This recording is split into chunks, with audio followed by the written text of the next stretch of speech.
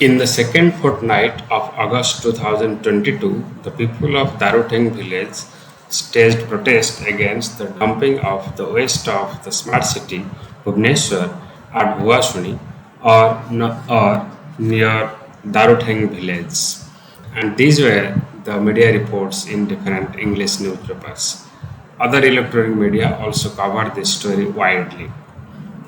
The protest came after a boy of Daruteng village was killed by a truck near the West Dumpyard, that is near Bhuasuni, near Daruteng village. The municipal authorities, including the Minister of Housing and Urban Development, had multiple rounds of discussion with the villagers and promised to stop dumping waste at Bhuasuni by May 2023. After this decision, the villagers allowed the dumping of waste at Bhuasuni. In the past, also the people of Daruteng had protested against the decision to set up the dumping yard near their village. The dumping yard was set up in the year 2008. However, the public hearing was done only in the year 2017. The people had strongly protested the establishment of this dumping yard near their village, and in protest, the villagers boycotted the panchayat election in the year 2017. However, with the court order and the promise of Bhubaneswar Municipal Corporation to set up a waste to energy plant, the BMC has been dumping the waste at Bhuasuni.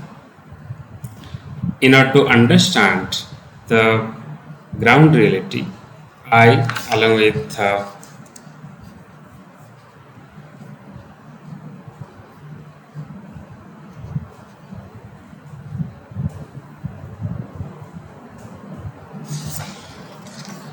in order to understand the ground reality of Daruteng village and the conflict between the smart city Bhubaneswar and Daruteng village, I, along with 10 students of Niger, went to Daruteng village on September 3, 2022. We interacted with the Sarpanch and Anganwadi workers of Daruteng Panchayat. The Bhuasuni dump site is located barely 500 meters away from the Daruteng village. This is also coming in the buffer zone of Chandka Dampara Elephant Sanctuary. Before 2008, people of Daruteng village claimed that they used this land for agriculture purpose. They used to grow different vegetables and other crops. From the Google Earth images, we can see some quarrying activities going on around 2008. The decision of setting up the dump yard comes in 2008. Gradually, we can see the expansion of the waste dump yard, and due to rainy season, we could see the storage of water near the dump site. Villagers claimed that this polluted water goes to a water body inside the state botanical garden, that is Nandan Kanan, which is very nearby. In order to assess the impact of dump yard on the Daruteng villagers, we interacted with the Sarpanch, Mr. Tapan Kumar Chakrabarti, and around 20 Anganwadi workers of the Panchayat.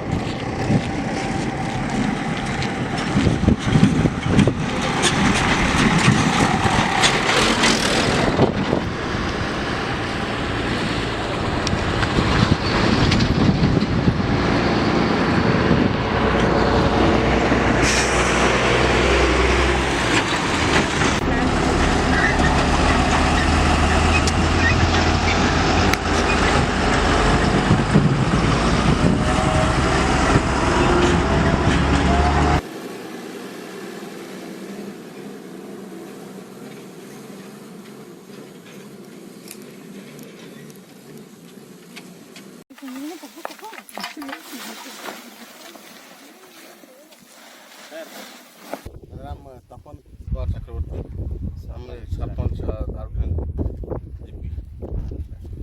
तो ये जो dumping yard कब से शुरू हुआ, कौन कौन से साल? ये 2008 में शुरू हुआ। इसको पहले जो गवर्नमेंट है उसको चूज किया है, तो जब चूज किया था डंपिंग करने के लिए सूटेबल नहीं है, इसीलिए क्योंकि ये आप देखिए ये 62 एकड़ लैंड है। 62 एकड़। हम जब रोड से आए ना, और जो गांव से आया है, गांव से लेकर मतलब इस साइड में एक राइट साइड में एक स्कूल है जो बच्चों के लिए आश्रम स्कूल है, और ह्यूमन हैबिटेट भी है उसके बाउंड्री के नज़दीक में। तो ये डंपिंग यार्ड बनने से पहले यहाँ क्या होता था पहले? यहाँ ये 2008 से पहले यहाँ ये क्या ऐसे ही था। अच्छा। ये पहाड़ की जगह था, थोड़ा ऊंचाई जगह था, ट्री भी वगैरह था, छोटा मोटा जंगल था। ये साइड ये एलिफेंट सेंचुरी, ये हाँ सेंचुरी का Dampara wildlife sanctuary. Elephant sanctuary near by.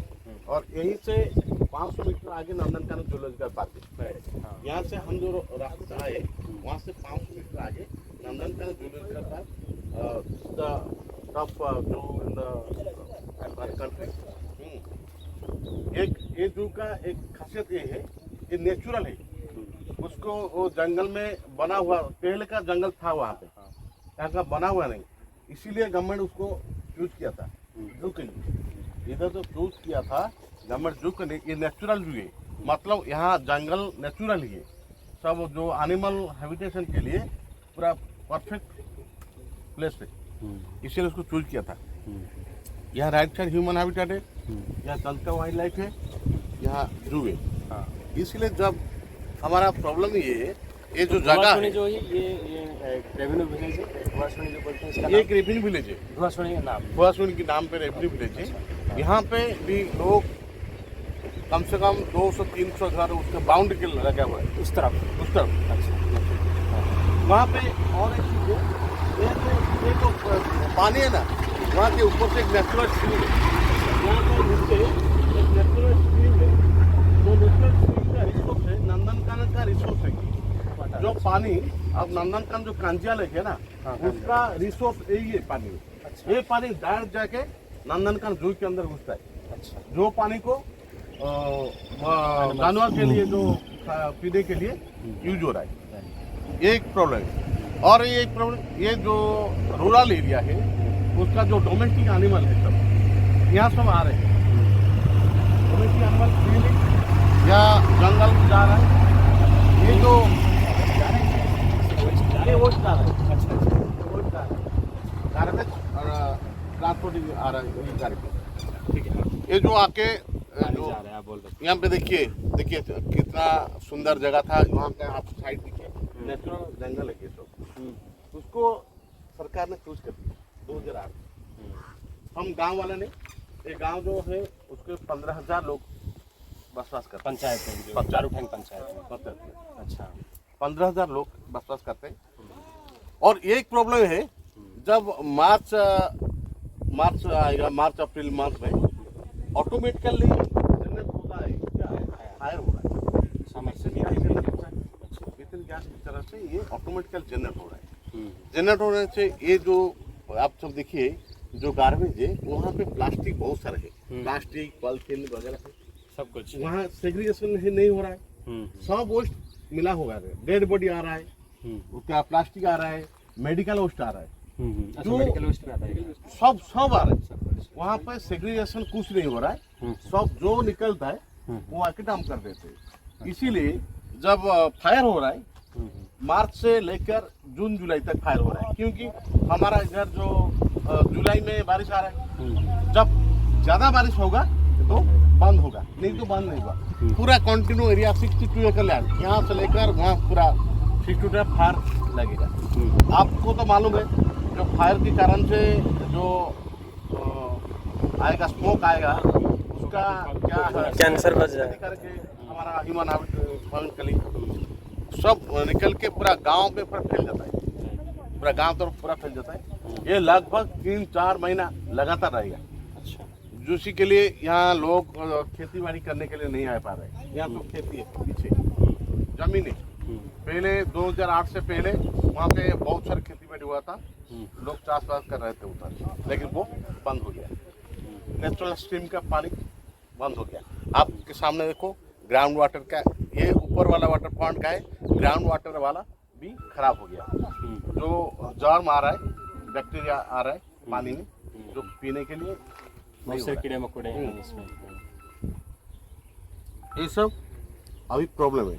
इसी प्रॉब्लम से हम 2008 से जब सरकार चूज किया डंपिंग करने के लिए, आपको मालूम है होना चाहिए कि ओपन डंपिंग करने के लिए कोई भी जगह गवर्नमेंट के कोई लॉ नहीं है, कोई पोल्यूशन जो कंट्रोल बोर्ड उसको अलाउ नहीं कर रहा है, कोई भी किसको इसको अलाउ नहीं कर रहा है कि ओपन डंपिंग करने के लिए।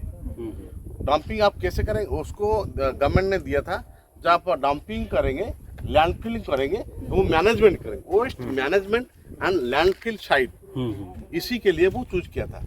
मतलब आप गार्बेज को लाएंगे, उसको disposable garbage, garbage, dry garbage सबको अलग कर दिया जाएगा। जो माटी में मिल जाएगा उसको गिरा दो, जो माटी में नहीं मिलेगा उसको निकल के ले जाएगा, रिसाइकलिंग करेगा। लेकिन यहाँ कुछ नहीं वो किया, इसे फेंक दिए। इसीलिए 2008 से हम इधर प्रोटेस्ट कर रहे हैं। हाँ, सब इलेक्शन बाइकआउट हुआ था, रास्ता ब्लॉक हुआ था। बाद में गांव वालों ने, पंचायत ने इलेक्शन को बंद कर दिया, पार्टिसिपेट नहीं किया। उसके बाद बार बार प्रोटेस्ट हुआ। यहाँ गांव से कम 35 लोग, महिला और युवा लोग जेल अरेस्ट किए थे। और एक पहले 15 दिन पहले एक लड़का एक्सीडेंट में, वो गाड़ी का एक्सीडेंट में मर गया था। तो उसके बाद फिर से प्रोटेस्ट शुरू हुआ। बार बार प्रोटेस्ट हो रहा है। इसी प्रोटेस्ट लेकर हम 2016 में इंजिट किया नेशनल ग्रीन ट्रिब्यूनल, जो रीजनल है कलकत्ता में, रीजनल ब्रांच है, कलकत्ता गया। वो उसका हिसाब से आलोचना हुआ, बहुत सारे डिमांड का, फिर उसका रद्द कर दिया गया, इलीगल। तो इसको इलीगल बताया। अच्छा, अभी उसको honourable high court, honourable NGT उसको इलीगल बोल दिए। अभी हमको गवर्नमेंट को भी इन्फॉर्म किया। गवर्नमेंट इसीलिए वो डंपिंग को बंद करने के लिए एफिडेविट सबमिट किया ऑनरेबल कोर्ट के अंदर, क्या कि अभी म्यूनिसिपैलिटी का गार्बेज गांव को नहीं आएगा, म्यूनिसिपैलिटी का गार्बेज म्यूनिसिपैलिटी में डिस्पोजल होगा। उसी के लिए एमसीसी माइक्रो कंपोस्टिंग प्लांट बनाया है हर वार्ड में, म्यूनिसिपैलिटी का हर वार्ड में वो एमसीसी बनाएगा, एमआरएफ सेंटर बनाएगा। और जो ओल्ड गार्बेज जो आ रहा है, ओल्ड गार्बेज जो होटल वगैरह जो गार्बेज आ रहा है, उसको वो बायोकम्पोस्ट करके उससे गैस निकलेगा,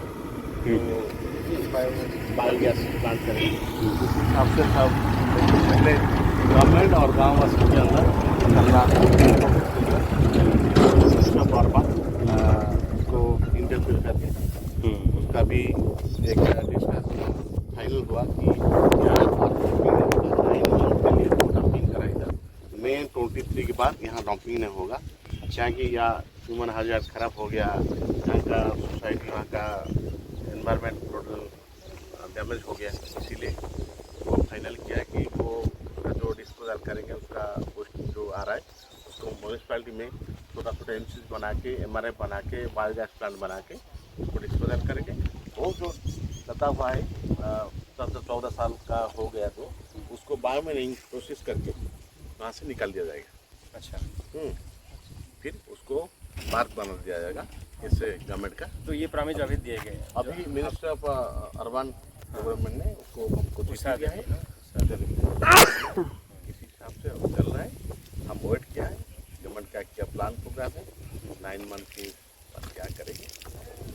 तो आपका जो डिमांड था कि एक लिखित नोटिफिकेशन निकालें, अभी दे दिया। हाँ, चिट्ठी में दे दूँगा आपको, देंगे कि 2023 मई में हम उसको बंद करेंगे। हम का डिमांड ये है, जब हम आगे जा रहे हैं, सिटी आगे जा रहा है, हम सब जो युवा है सब आगे जा रहे हैं, साइंटिफिक वे में काम कर रहे हैं। कि फिर जो आगे जा रहे हैं मतलब नेचुरल जो है, नेचुरल सोर्स है, जंगल है, ट्री वगैरह है, सब है, खेती बाड़ी है, उसको हमको डैमेज करने से हम जो अभी गवर्नमेंट प्रोसेस कर रहा है कि स्मार्ट सिटी के लिए आप स्मार्ट सिटी करेंगे, लेकिन गांव का एनवायरनमेंट है उसको तो खराब नहीं कर पाएंगे ना। गांव में हम आपको मालूम होगा गांव का परिवेश इतना अच्छा है। यहाँ का जो एयर प्यूरिफाइड एयर आपको देखिए, जंगल भरा हुआ है, ये जो परिवेश है, ये परिवेश को तो हम खराब नहीं करेंगे। हमारा डिमांड यही है कि आप ठीक है स्मार्ट सिटी स्मार्ट बनना चाहिए, लेकिन गांव का हालत तो खराब नहीं करना चाहिए। सिटी का लोग जो सिटी में रहते हैं फिर भी गांव में लोग ही रहते हैं। सरकार जो काम करेंगे वहाँ भी लोग के लिए काम कर रहे हैं, यहाँ भी लोग के लिए, लेकिन नेचुरल इन्वायरमेंट को हम खराब कर देंगे तो आप देखिए अभी बारिश ठीक टाइम पे नहीं हो रहा है, गर्मी ज़्यादा हो रहा है। किस कारण से? यही कारण से जो नेचुरल ये एनवायरनमेंट था वो धीरे धीरे कमती हो जा रहा है, इसीलिए ये सब बिगड़ते जा रहा है। इसीलिए हमको हमारा यहाँ का गांव का लोग हम पीसली यहाँ बसवास करते हैं, इसीलिए हमारा डिमांड है ये का जो परिवार है उसको ठीक रखने के लिए आप उसको डंपिंग बंद करो, उसको साफ कर दिया जाए और उसका एक पार्क बना दिया जाए।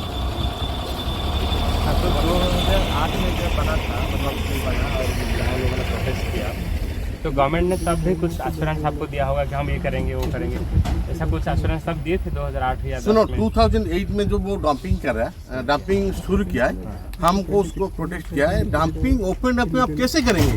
आपका घर का मैला, आपका घर का वेस्ट हमारे आप कैसे दूसरे घर के अंदर डालेंगे? राइट।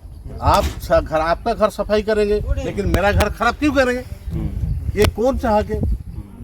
ये तो फंडामेंटल राइट्स को वायलेट कर रहे हैं। इसीलिए हम प्रोटेस्ट जब किया वो 2016 में एक नया ये लाया कि हम उसको वेस्ट टू एनर्जी एक प्लांट बनाएंगे। अच्छा, हाँ, वेस्ट को डिस्पोजल करके प्लांट बनाएंगे, लेकिन वेस्ट टू एनर्जी प्लांट बनने के लिए उसका जो एनवायरमेंटल क्लियरेंस इसी चाहिए, जो रिगार्डिंग पॉल्यूशन, रिगार्डिंग एनवायरमेंट चाहिए। ये है इकोसेंट्रिक जोन। अभी गवर्नमेंट ने डिक्लेयर किया सांचोरी का पेरिफेरी 1 किलोमीटर रेडियस को इको सेंसिटिव जोन डिक्लेयर किया है। वहाँ पे आप कोई कंस्ट्रक्शन नहीं कर पाएंगे, वहाँ पे कोई घर वगैरह आप कंस्ट्रक्शन कुछ अलाउ नहीं। हमारा जो जंगल का परिवेश को ठीक रखने के लिए यहाँ जो एलिफेंट सेंचुरी है हमारा, ये उड़ीसा का एक बड़ा एलिफेंट सेंचुरी है, इधर आपको मालूम होगा सबसे बड़ा उसको प्रोटेक्ट कैसे होगा? हम जो कंस्ट्रक्शन इको सेंसिटिव जोन हटा दिया जाएगा, तो कंस्ट्रक्शन लगा देंगे तो डंपिंग करेंगे उसको, तो नेचुरल जो एनिमल है उधर जंगल के अंदर जो एनिमल है वो कैसे ये चाहिए ना रुकने के लिए, इसलिए बना किया। 2016 में गवर्नमेंट एक वेस्ट एनर्जी प्लांट बनाने के लिए प्लान किया था। अच्छा, उसके हिसाब से कोई उसका ये नहीं था, फॉलो नहीं किए थे, कोई आइन लॉ वगैरह फॉलो नहीं किए थे, गाइडलाइन फॉलो नहीं किए थे, इसलिए उसका इन्वायरमेंट क्लियरेंस रद्द हो गया। MOEFCC minister for environment and climate change उसको इसी को कैंसिल रद्द कर दिया, इसलिए वो बंद हो गया। अच्छा। अभी सरकार ने हमारा डिमांड को, हमारा जो डिमांड किए थे वो डिमांड लीगल डिमांड था। कोर्ट ने, एनजीटी ने वही बोला, हाई कोर्ट ने वही बोला कि ओपन डंपिंग अलाउ नहीं है। इसीलिए गवर्नमेंट ने दूसरा प्रपोजल डाला है अभी, छोटा छोटा एमसीस करके उसको सेग्रीगेशन करके म्यूनिसिपैलिटी को, गार्बेज को म्यूनिसिपैलिटी में डिस्पोजल कर देंगे। हमको मई 23 उसके बाद में यहाँ डंपिंग नहीं होगा। उस तक जो टेम्पररी अभी हो रहा है, गवर्नमेंट ने टेम्पररी कर रहा है, उसको सब के लिए खत्म किया जाएगा। तो ऑन एन एवरेज एक दिन में कितना ट्रक लोड आता है? कल आया था 164 जो गाड़ी है ट्रक, 164 ट्रक गार्बेज कल डंपिंग हुआ है।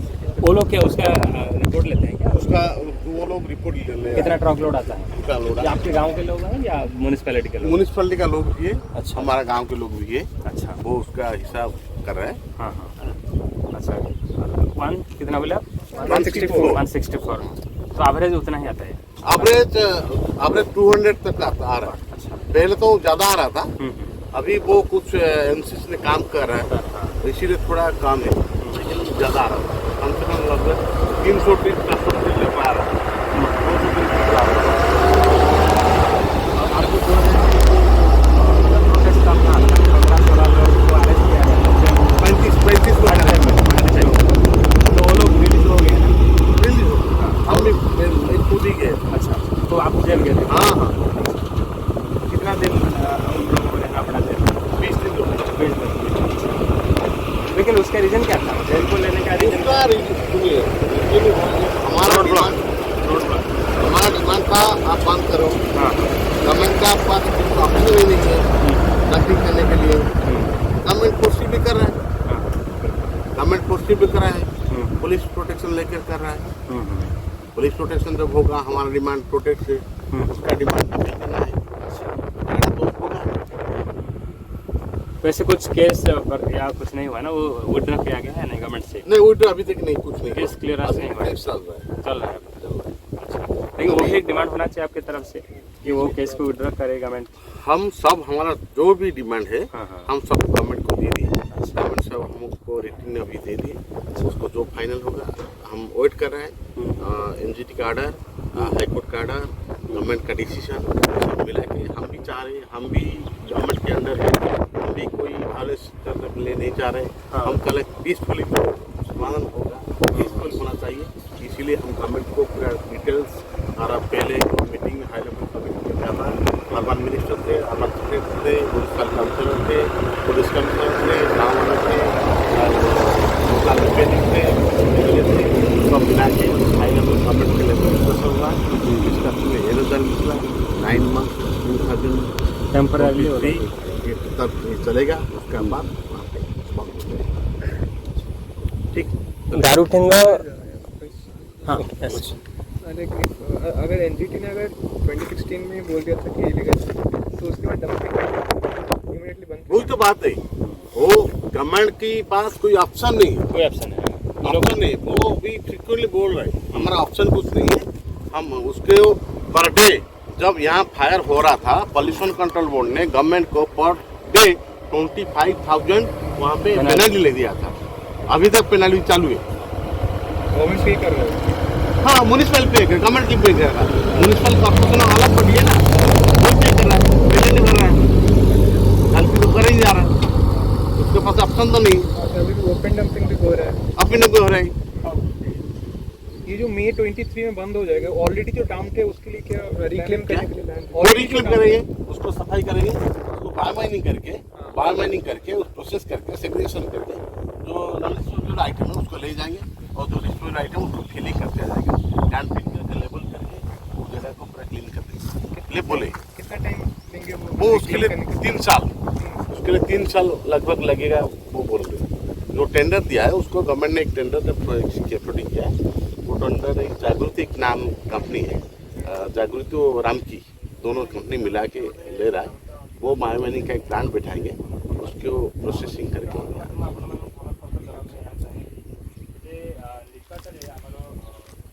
डंप करने की जगह माइक्रो कंपोस्टिंग यूनिट एमसीसी हर वार्ड पे देखे तो हर 4 वार्ड के लिए एक एमसीसी बनाया गया है, और अभी तक 1 2 3 ही अच्छे से एक बना दिन है चल रहा है। और बाकी सब अंडर कंस्ट्रक्शन है। साल 2008 में डंपिंग शुरू हुआ और अभी 2022, 15 साल में ऐसे गांवों के लोग में स्वास्थ्य का कोई परिवर्तन, लाइक हेल्थ इश्यूज? बहुत परिवर्तन इशू हुआ है, स्किन डिजीज आ रहा है, और ये पानी को जो ये हो रहा है ना, गैस जो हो रहा है, प्लास्टिक जब स्मोक निकला है, बर्निंग हो रहा है, फायर जब हो रहा है, वहाँ भी बहुत रेस्पिरेटरी प्रॉब्लम आ रहा है, और स्किन डिजीज आ रहा है, कैंसर भी रिपोर्ट किए हैं। आ रहा है, बहुत सारे लोगों का कैंसर का भी आ रहा है, क्योंकि या ग्राउंड वाटर का खराब हो गया, इसलिए भी आ रहा है।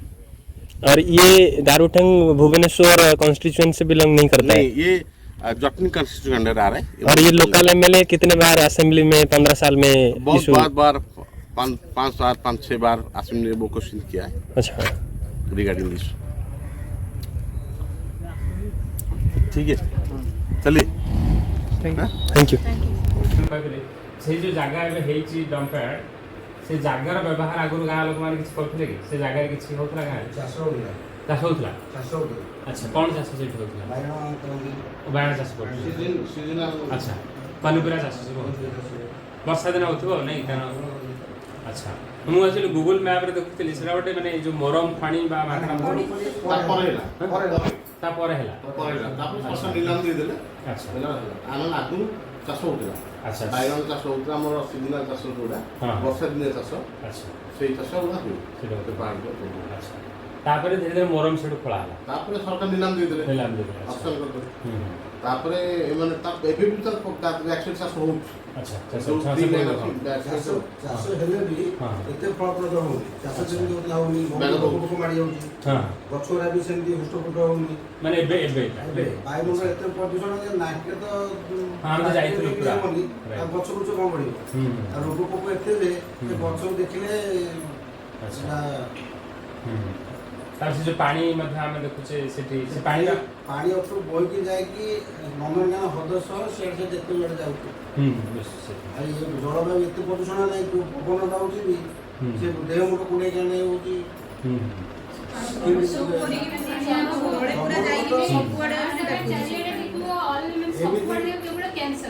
ହୁଁ ମାନେ ଏଇ ଗାଁ ପଞ୍ଚାୟତରେ ଆପଣଙ୍କର କ୍ୟାନ୍ସର ପେସେଣ୍ଟ ଅଛନ୍ତି ବହୁତ ପେସେଣ୍ଟ ଅଛନ୍ତି ମାନେ କାହା କାହା ମାନେ ଧର ଆପଣମାନେ ଯେହେତୁ ଗୋଟେ ଗୋଟେ ୱାର୍ଡ ବା ଦୁଇଟା ୱାର୍ଡ ଲେଖେ ବୁଝୁଛନ୍ତି ଆପଣ କହିପାରିବେ କି ଯେ କାହା ୱାର୍ଡରେ କେତେ ଜଣ କ୍ୟାନ୍ସର ପେସେଣ୍ଟ ଅଛନ୍ତି ଆପଣଙ୍କ ୱାର୍ଡରେ କିଏ କ୍ୟାନ୍ସର ପେସେଣ୍ଟ ଅଛନ୍ତି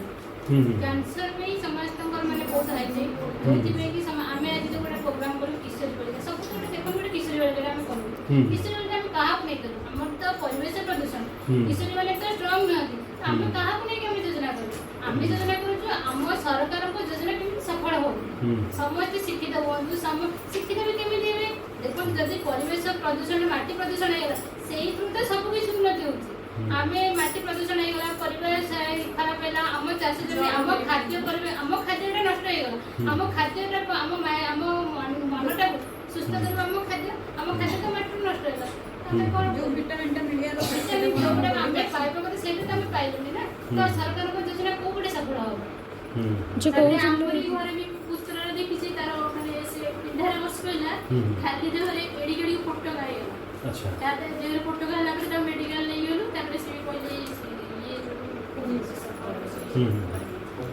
ଶହେ ଫୁଟ ତଳ ପାଣି ବି ଖରାପ ହେଲେ ପାଣି ଗନ୍ଧେଇ ନାହିଁ ପାଣି ପିଇ ହଉନି ସରକାରଙ୍କର କୌଣସି ଯୋଜନା ଏଇ କେବଳ ଆଉ ସନ୍ଧ୍ୟା ଆଉ ସକାଳେ ଖରା ଟିକେ ପଡ଼ିଲା ପରେ ଟିକେ ଯାଇ ଆସିବ ସକାଳ ସନ୍ଧ୍ୟାରେ ବାହାରି ବି ହଉନି ନା ଏତେ ଗନ୍ଧ ମାନେ ଗାଁକୁ ବି ଗନ୍ଧ ସେ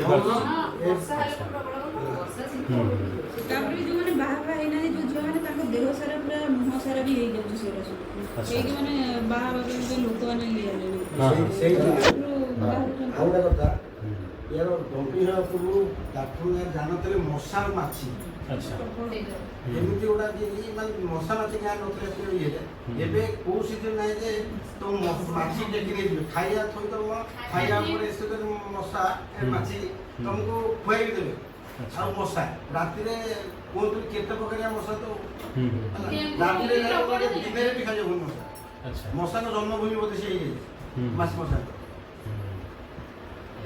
नहीं जो इटा हल्ला जो घाटा होउची कुंडी मुंडी एसी मते व्यापूची पानी जो बीएमसी तरफ आपण गारे के जनशुणानी किछ करा हेतला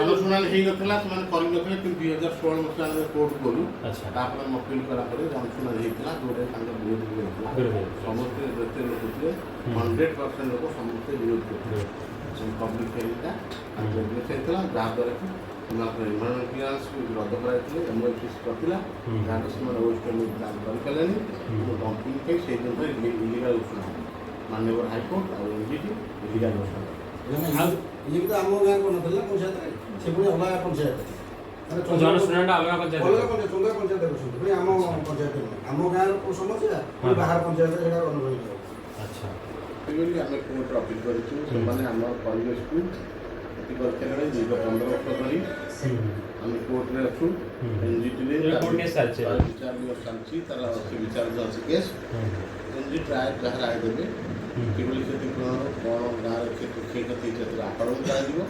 ସ୍ୱତନ୍ତ୍ର ଆମେ ଡିମାଣ୍ଡ କରୁଛୁ ସ୍ୱତନ୍ତ୍ର ପାଇଁ ଗୋଟେ ଉଚ୍ଚସ୍ତରୀୟ କମିଟି ଗଠନ ହେଉ କୋର୍ଟ ନିର୍ଦ୍ଦେଶରେ ଏବଂ ତାର ଏ ଅଞ୍ଚଳର ଏ ଗ୍ରାମର କେତେ କ୍ଷୟକ୍ଷତି ହେଇଛି ସେ ବାବଦରେ ଆଲୋଚନା ପର୍ଯ୍ୟାଲୋଚନା କରି ତାପରେ ନିଷ୍ପତ୍ତି ନିଆଯାଏ।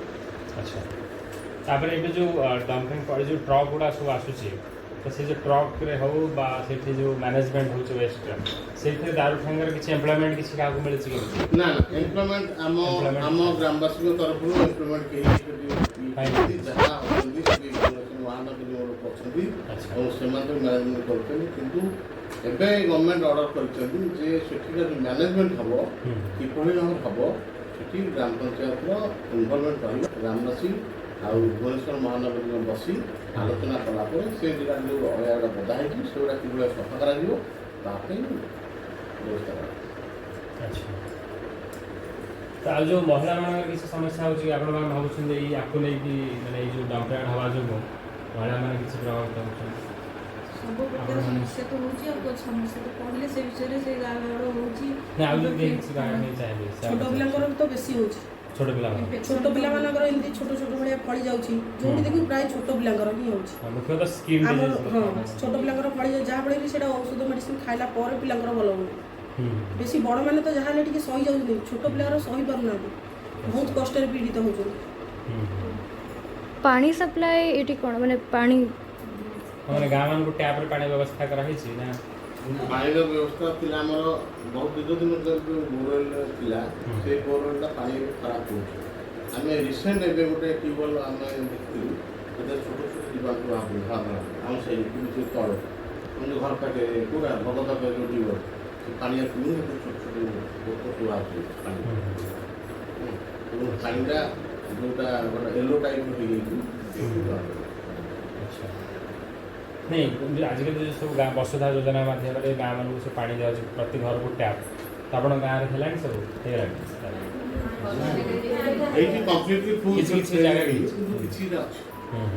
सब घर को पहुँच रहा है पानी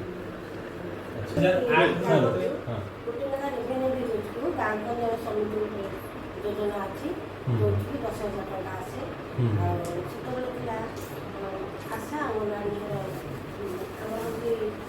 योजना मासक 100 टका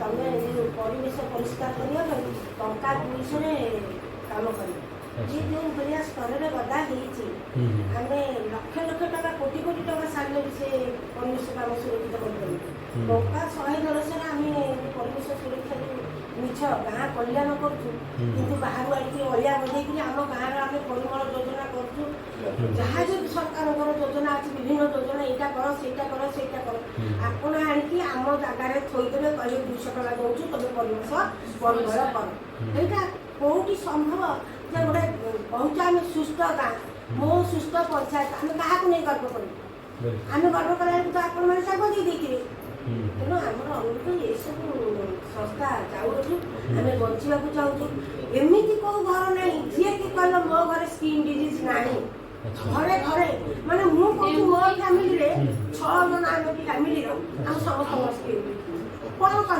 मेडिसिन के खाई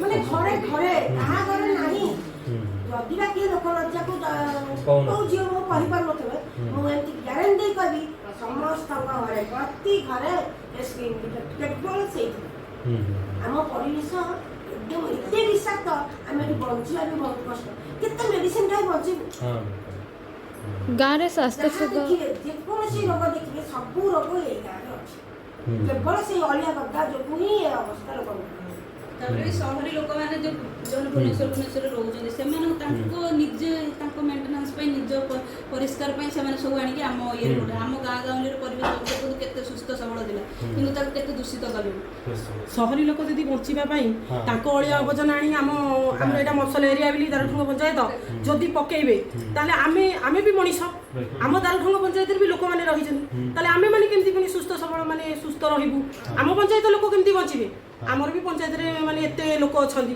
ସେଇଟା ବି ଆମର ବୁଝିବା ଏଇଟା ବି ଆପଣମାନଙ୍କର ବି ଦରକାର एक्चुअली यहाँ सब गाँ हो कि सहर हो ये जो महिला केमी परिचालन हम से बर्तमान गोटे बड़ इश्यू हो बाहर तो आपण आज डेंगू है से डायरिया है मलेरिया है एते बाहर से बाहर कमती गोटे आलोचना चली आम टीवी स्क्रीन खोली मैंने देखू आम सहरांचल एत लोक डेंगू एत जन अच्छा से मलेरिया ऐसे मलेरिया कम कर अच्छा केवे कहीं जो एरिया पकई अलिया आवर्जना आनी से स्वास्थ्य उपर कहीं जड़े आसिक रिसर्च कर एरिया आम गदेलु एटिका लोक किपरि भाव में अच्छा कहीं तो केवे चिंता करना मीडिया भी तापर की आलोचना किछि नहीं केहे भी केबे आसी नहीं जे आ द्वारा तमर को डिजीज हेछि कि ए डिजीज होबार कारण कोन एरिया कोन आमी मेडिकल जाऊ हम प्रेस्क्रिप्शन करू ना सेइतो तो गोटे हमर सर्वे अछि से सर्वे तो जानते को अंचल रे केते को रोगी काइका हमर टीवी रे डॉक्टर रे जाऊ आपण को 500 जाले डेंगू भारी गला काई हम मफसल रे डेंगू होनी सबुति पाई मफसल को छोट कर खाली कर मो गाँ मो गाँ सुरक्षित अच्छी सुस्थ ग्राम सब मिछ ये तो गला मनुष्य कथा आउ रहला गृहपालित पशु तांकु न कहले भी आउ गलो गोटे गृहपालित जदि गाय मला ता पिटरू मिनिमम 10 किलो पॉलिथिन बाहर हां बता चाहिए भी जाई देखि पारिबे पूरा गोरु को मरतो ता पेट्रोल मारे 10 किलो रो और 15 किलो खाली पॉलिथिन बाहर राइट कथा नना जो कथा कहले पूरा राइट कथा आमर भी समस्त गाई गोरु अच्छा निज आम गाई कथा कहूँ माने सेटिकार पॉलिथिन खाई माने गाई एमती मनीष लोक मैंने तो मनीष को देखुं मनीष औषध पत्र खाई जहाँ बंचुंट गोमाता को कहीं माने ये करना से आड़े गाई जी जाऊँगी तो जाऊँगी माने पॉलिथिन खाई एमती मरुच्छे माने जो अवस्था है गोरु गाई सब ये होती माने कहले कहले आमे गोरुर गोबरटा को पवित्र बोली मानु आ से जो गोबर एबे मलत्याग करछन्ते ताको अपवित्र भी कहले हां खाली ठीक दिले से गोबर पूजा करले एबे से गोबर हाथ मारी बंध होउची आपण घरे भी बसिबे हां राइट कथा एटा भी ठीक कथा ना आम मानकर भी गाई गोरु अछंदी आमे भी निजे जानछु आमे भी देखुछु केते जगी गाई गोरु गोमाता तो जीवे चरवा ना आड़े जाइए सियाड़े गले फेरी आउ से तो पाखे ना एमती हो बहुत असुविधा हो बहुत समस्या हाँ से तो गाँ पाख से गाई चरिया सब आउ जंगली माने जंतु माने या द्वारा किसी प्रभावित हवा तो गोरु तो बहुत थिले एठी मेडिको कहिले हम गाँ रे भीतर चल प्रचल करथिले अच्छा मेडिको बारा बारा बारा ये पूरा जेनु ठेकुआ ये सब थिले हम देखिले आउ सेमानकर देखिबा को लोप पाइगले ए जंगल रु लोप पाइगले अच्छा नहीं सब है पर से भावते यार कौन आसला माने जंगली माने भावते ना जंतु माने भावते से माने भी किछि खाइ को कि होतले आमे अपन जंगल हां सर मेडिकल फैसिलिटी जो माने वयस्क लोग से माने जानि पारथि जे आगरो जंतु केते रहउतले एबे केते जंतु अछन 2016 में सर गोटे बाइट देथिले मीडिया को एते कहछन नंदनकानन रे प्राय जेते पशु मरछन केवल ए एरिया रो नंदनकानन पानी होची तार मेन सोर्स होची कांजिया लेक कांजिया लेक रे आपण देखिबे समस्त गामला जानथि कांजिया माछ एठी हम अंकुर प्रसिद्ध अच्छा खाइया पे टेस्ट एते बड़ बिराट बड़ बड़ माछ 15 किलो 20 किलो माछ अच्छा इबे से माछ देखिबा को माछ सेठी देई पना सेठी तापर देखिबे जो पानीटा को से माने यूज करछन कांजिया लेक पानीटा वन्यजंतुकर खाद्य पेय में व्यवहार करे पानी में व्यवहार करा जाए से पानी पीवा द्वारा विभिन्न देखिए 60-70% जो आमर जो पार्क थिले मृत्युवरण कर बाघ आमर धड़ा बाघ सिंह पाई नंदनकानन प्रसिद्ध करथिला किंतु से अननोन डिजीज रे मृत्युवरण कर जो मैंने वेटनरी डॉक्टर अच्छे से जानी तो रिसर्च कर जानीपर तार कारण कौन कि प्रकाश करना जेहेतु गवर्नमेंट संस्था अच्छी प्रशासन भय किसी मुह करूना कि आप निजे सर्वे करेंगे तार गोटे रिसोर्स हूँ भुआसुनी पानी जो नेचुरल स्ट्रीम अच्छी स्ट्रीमटा कनेक्ट होती कौटू ना आमर अंजे लेक से जो तार खराब पानीटा से मिसुची से पानी सेवन करने द्वारा ये सब अनेक डिजीज विभिन्न प्रकार डिजीज हो सिंह कहतु बाघ कहतु अन्य जीवजंतु कहतु समस्त मृत्युवरण जहाँफल कि आज चिड़ियाखाना नंदनकान जो प्रसिद्ध लाभ करता बर्तमान वन्य कमी कर आउ जो राजनीतिक दल तरफ सरकार विभिन्न विभाग तरफ आप गाँव में आसिक किसी से मैंने बुझाबुझी आप द्वारा किसी उद्यम कराऊँगी आगु से आसी ना आम सरकार हस्तक्षेप लोड़ा पर urban department urban minister municipal corporation समस्त मिलित बैठक से मीटिंग आप गाँव से मैंने आसते आप पड़ा से आसते गाँव को आसते गाँव को आसते विषय आलोचना करने से आसते गवर्नमेंट हस्तक्षेप कर इंटरव्यू कर किंतु बीएमसी महानगर निगम पक्ष आसते commissioner mayor deputy commissioner health officer आसते भी आम ग्रामवासी डिमांड रहा जेहेतु महानगर निगम आमको जिते प्रतिष्ठा देखी तो पालन करूँ एवं लोक विश्वास को ने लोक चाहिए तो सरकार डायरेक्टली इनवल्व हो सरकार जो इनवल्व हो आमको गोटे चिठी देते हाई लेवल कमिटी मीटिंग है अर्बन मिनिस्टर चिठी देते चिठी देखी 5टा पॉइंट रखाई गोटे पॉइंट अच्छी से 9 मंथ गोटे प्लां कर 9 मास भितर मे 2023 पर से डंपिंग करेंगे ना टोटाल स्टॉप करेंगे ग्राजुअली एवं प्रति मसरे केते डंपिंग करेंगे केते कमेबे से प्लां कर प्लानिंग मुताबिक से 42 बॉडीटा एमसीसी करेंगे 24टा एमआरएफ सेंटर करेंगे आउ केते गोटे बायोगैस प्लांट करेंगे बायोगैस प्लांट करेंगे कौड़ा जोड़ा ओल्ड गार्बेज गुड़ा जोड़ा आप होटेल रेस्टोरेंट फूड वेस्टेज से गुड़ा से कंपोस्ट करना से बायोगैस गैस प्लांट करेंगे आउ जोड़ा रहा नन डिस्ट्रीब्यूट जोड़ा पॉलिथीन जो बॉटल एगुड़ा से रिसाइक्लिंग करके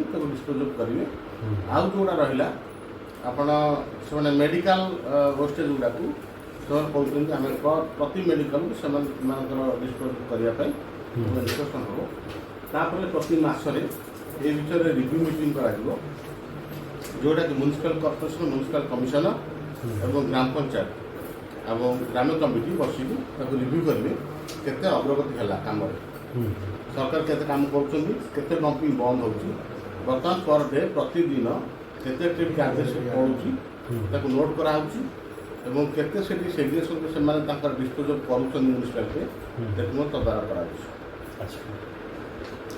ए कम सरला 9 मास पर आ भर कमिटी बस पुणी आलोचना कर बायोमैनिंग करने आम डिमांड है आपण मैंने गार्बेजटा बंद करूँ भर शुणे तापर बायोमैनिंग कर जो बड़िया 14 वर्ष गदा कर गदा को सफा कर दे जाए पार्क करूँ जोटा कि आम ग्रामवासी परिवेशटा पुणी फेरी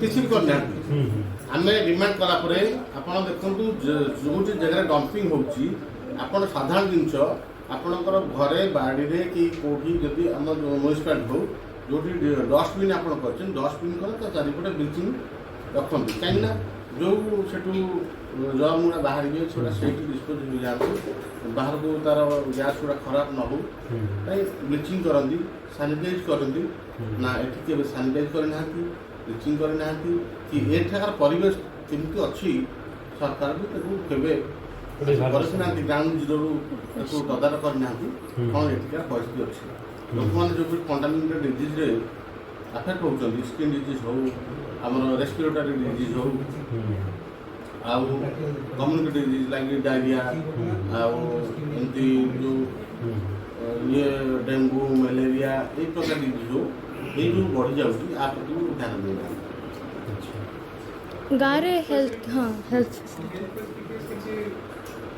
फैसिलिटी स्पेसिफिक ए डंपिंग हैला पर हेल्थ फैसिलिटी नहीं हमर जहाँ आगुरी थिला हमर होमियोपैथिक सेंटर अछि एठी गोटे वेटनरी ग्लोबल गोटे वेटनरी सुविधा अछि इधर फेर अछि दाबे पंचायत अच्छा वेटनरी सुविधा अछि आ होमियोपैथिक डाक्तरखाना गोटे अछि एलोपैथिक सेंटर नहीं नियरेस्ट कोटा नियरेस्ट हेल्थ सेंटर संका अच्छा एलोपैथिक सेंटर किसी नहीं से डिमांड करछु बीएमसी विरोध में डिमांड करछु जो जगह रे अपन डंपिंग कर जो जगह को नष्ट कर दिछन सेही जगह रे अपन 20 सीटर बेड रो हॉस्पिटल करा जाय आपण में दाबी रखछे हम दाबी मो पुअर एमि कुंडे कांडे हिला कुंडे कांडे नेकी पळे जेछु तो 300 मेडिकल ने लेनी ब्लड टेस्ट ना किछि रिपोर्ट आसुनी कि से एलर्जी सकासे पळे जेछु सकासे कि जर माने 8 दिन 10 दिन आसे हम साइड भी प्राय जहाँ पचारे समस्त कहते हम कुंडे कांडे पळे प्राय स्किन प्राय